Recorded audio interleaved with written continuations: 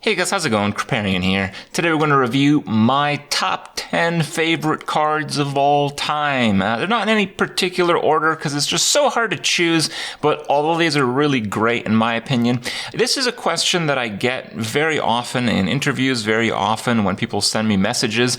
I guess it's because people want to have an eye into my perspective on the game. They want to basically gauge my personality through my taste in Hearthstone cards. So here you go, guys. Here's the list. I'd love to hear your favorites. I went through every single card. I don't think I missed any. And these are the absolute coolest 10 cards in the game, in my opinion. So, starting off with Druid, we got Tree of Life. I played a lot of this card in Fatigue Druid, and it was wonderful. It's a card that keeps getting brought up. It's like the ultimate heal condition, and it just has so many crazy interactions. It's just such a wonderful card. It's never been broken, so people don't have that, that bad stigma to it where they constantly lose to a card, even though the card is really cool. Because they constantly lose to it, they just don't like the card. It has none of that. I don't think anyone's felt super bad for losing against Fatigue Druid back in the day, so Tree of Life absolutely makes any list of my favorite cards.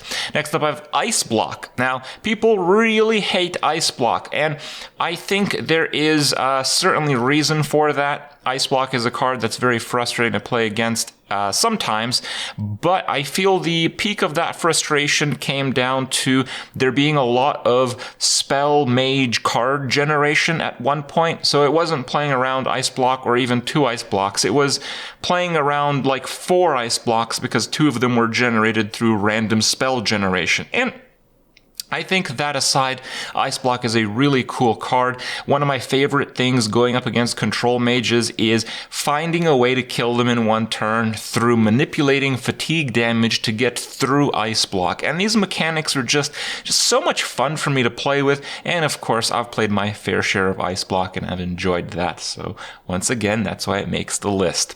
The newest addition is the next one, Hex Lord Malik.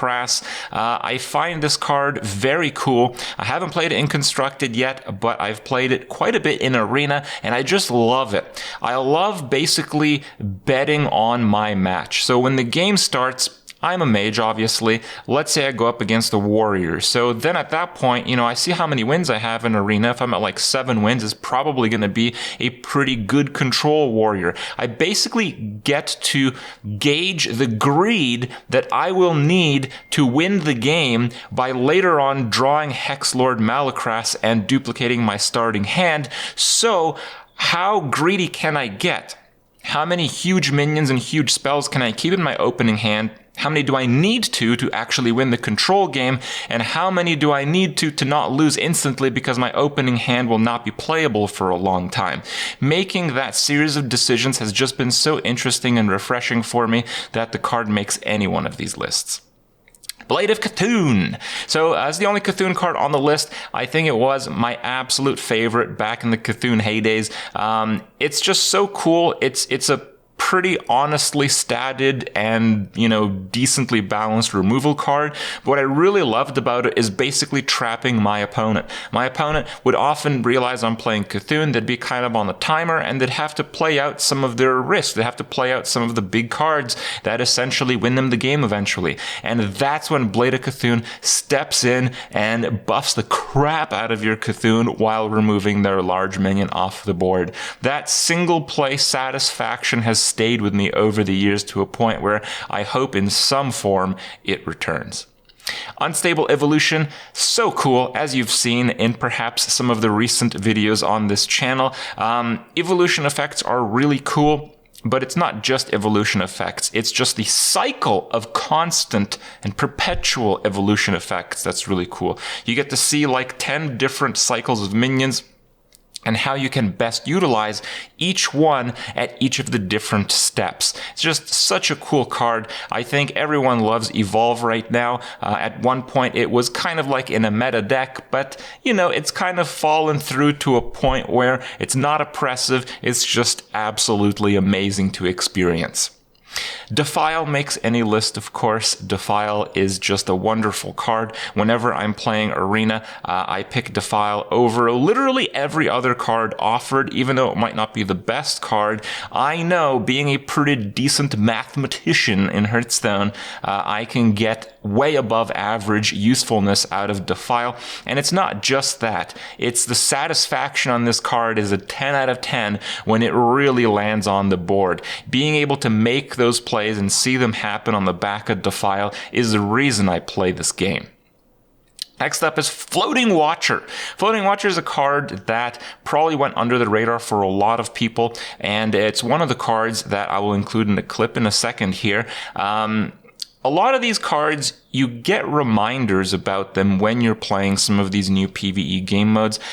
If you've played like Rumble Run, if you've played Dungeon Run, and you've encountered Floating Watcher, you kind of remember how cool of a card it was. And Floating Watcher is certainly one of the coolest. Floating Watcher has the just satisfying voice lines. It's not just sounds when he attacks and stuff. It's whenever he gets buffed, right? So whenever he gets buffed, he has a voice line. That little addition for the card's thematics just goes a really long way in my book, and it's just a wonderful card to play. It was the first kind of introduction to the Inspire mechanic, where you could use your hero power and actually gain additional value for using your hero power perpetually.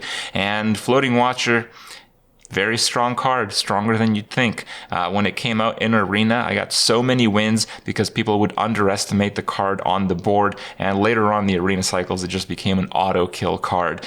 Kind of a card that's kind of grown on me over the years in Hearthstone, and I don't know, maybe it's kind of my hipster pick, but it certainly deserves a spot on the top 10 list.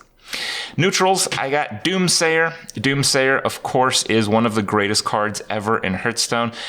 It's kind of fallen a little bit out of favor right now because decks are just incredibly aggressive, but when they step down just a little bit, Doomsayer comes in and acts as kind of like the neutral stoppage to aggressors in the game. It's not just that, of course I love it for that. It's the fact that Doomsayer is the ultimate troll card. Anytime there is a card that can generate a random minion on the board, or just a random 2-drop on the board in any kind of function, Doomsayer is the card people think of, and Doomsayer is the card that people remember because every now and then he pays a visit, and it's extremely polarizing either way. Hilariously unlucky or hilariously lucky.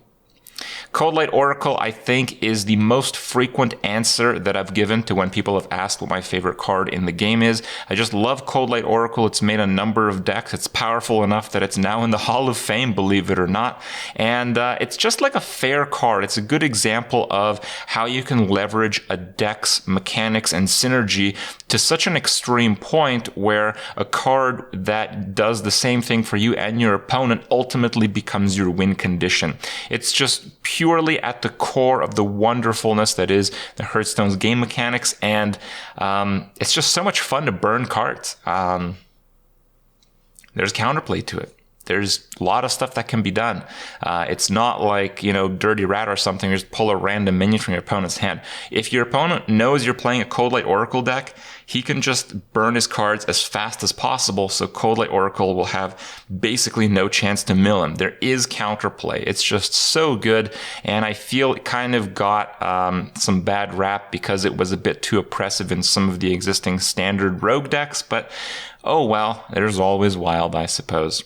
And probably the second most common answer I've given to what my favorite card is whenever I've been asked this question over the years is Venture Co. Mercenary. Venture Co. Mercenary doesn't see a lot of play right now. It's never really seen a lot of play in Constructed, but it has certainly seen its days in Arena. I believe right now the card doesn't show up a whole lot in the draft sequence, and I believe based on the current bucket system, which again changes from week to week sometimes, it is a little bit weak. So it's one of the worst cards in the bucket that it's in right now, which means in addition to not showing up very much in your Arena draft, it is not picked very much when it does actually show up in your Arena draft. So it's a bit of an underplayed card right now, but I remember all my time playing Hearthstone. I remember all the years. I remember all the moments. I remember all the good times we've both experienced. And Venture Co. He's certainly had his moments. It's just such a cool card. It's an extremely overstated card that kind of takes the presence of the board, and it has so much counterplay. It's so hilarious when you play it. It gets like peacekeeped, it gets like frozen, or you just get swarmed down. There's so many things that can go wrong, and the risk reward is always very cutting edge. It's just so much fun to play Hearthstone in that form, and I really wish we'd get more cards like Ventrico. For now, hope you guys enjoy my list. Again, let me know if you think I've missed any, perhaps your favorite cards, and check out the amazing Floating Watcher highlight. And we'll see you guys in the next one. I am a champion! This is hard to beat, because he puts like Spike Ridge on the guy that can only take 1 damage, and it's like impossible to fucking kill it. But yeah, other than that, it's manageable, I'd say.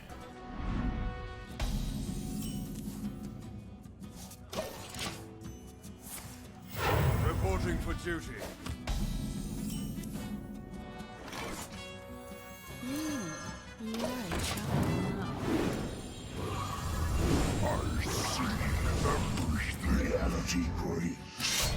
Very good start.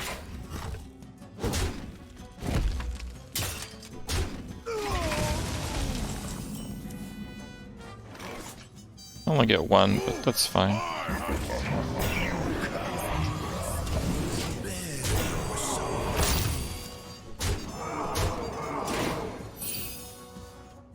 Kneel before the light! So we'll free up some space here. Your soul is mine.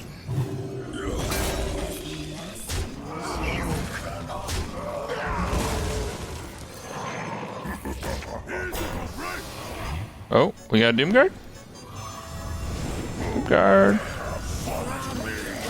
Dance to my song. Looking good, boys. Looking real good. This last act of sacrifice. Just keep the board clear.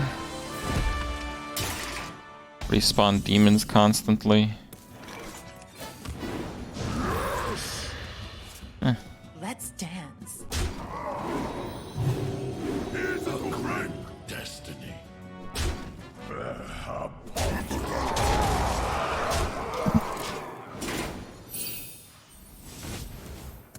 A second wind. Yep. Shavala protects.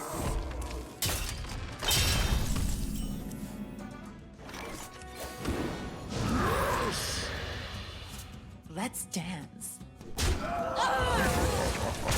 I ain't going in the towel yet.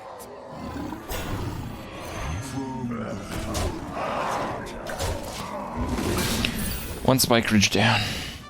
Play by the rules.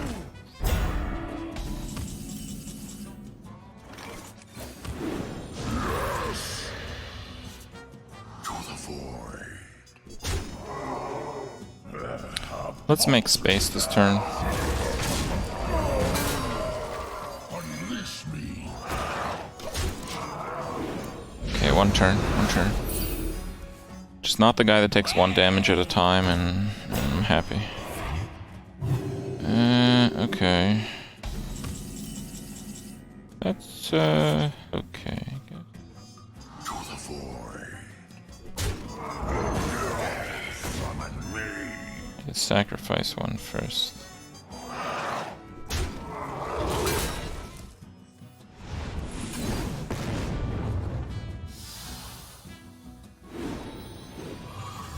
My effect triggers first. Drax, this is nice. Okay. Your soul is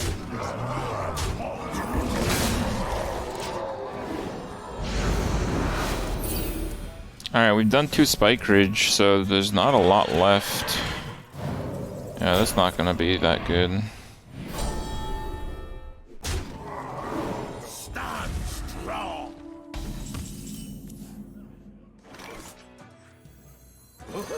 Weird as that. We cannot be beat. It's pretty tough to do 5, isn't it? Shit, I just realized that. Feel my pain.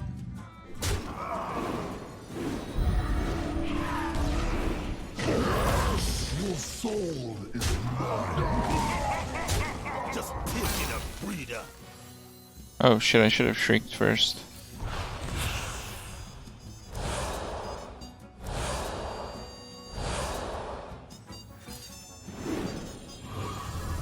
All realities, all dimensions are lost. I came here to win. Okay, maybe a bit overkill on that. That was pretty bad. That's a good sign though.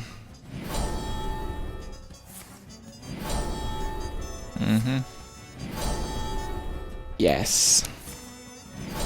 Carried by yes.